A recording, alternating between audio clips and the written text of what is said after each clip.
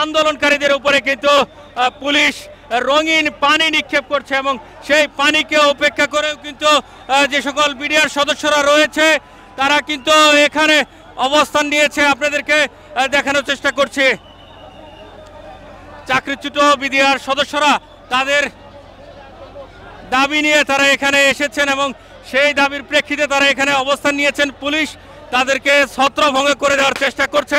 আমরা দেখছি sound grenade নিক্ষেপ করা হয়েছে একটি এবং তীব্র শব্দ কিন্তু এখানে হচ্ছে এবং আপনাদেরকে দেখাচ্ছে যে পুলিশ কিন্তু তাদেরকে ছত্রভঙ্গ করে দেওয়ার চেষ্টা করছেন।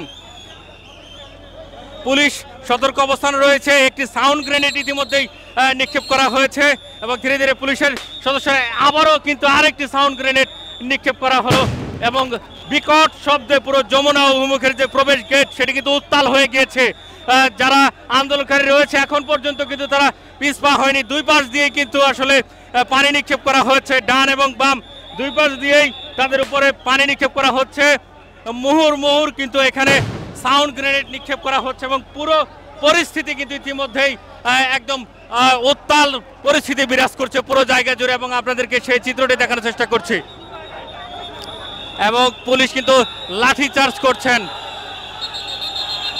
পুরো জায়গা জুড়ে। এখন ধাওয়া পাল্টা ধাওয়া চলছে।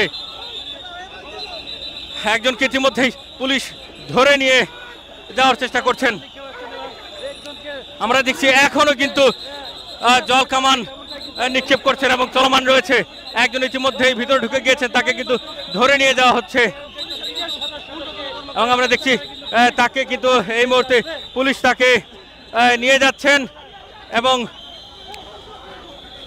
বারবার কিন্তু পুরো জায়গা জুড়ে পানি জলকামান নিক্ষেপ করা হচ্ছে এবং ইতিমধ্যে একজনকে কিন্তু আন্দোলনকারী যে রয়েছেন তাকে কিন্তু এখান থেকে ধরা হয়েছে এবং আমরা দেখছি এবং পুরো জায়গা জুড়ে উত্তাপ পরিস্থিতি বিরাজ করছে। এখানে পুরো জায়গা জুড়ে আমরা দেখছি ইতিমধ্যে বিজিবির যে সকল সদস্য রয়েছে বিজিবির সদস্যরা কিন্তু চলে এসেছেন এবং পুরো জায়গা জুড়ে একটি উত্তাপ পরিস্থিতি বিরাজ করছে এবং আরও একজনকে ধরে নিয়ে আসা হয়েছে এবং পুরো জায়গা জুড়ে আপনাদেরকে যদি একটু দেখানোর চেষ্টা করি যে যমুনা অভিমুখে এই মুহূর্তে কিন্তু উত্তাল পরিস্থিতি বিরাজ করছে। বিজিবির যে সকল সদস্যরা রয়েছেন বিজিবির সদস্যরা কিন্তু এখানে চলে এসেছেন এবং আমরা দেখছি একের পর এক ধরে নিয়ে আসা হচ্ছে এবং পুলিশের যে সদস্যরা রয়েছেন তারাও কিন্তু সতর্ক অবস্থানে এবং পুরো জায়গা জুড়ে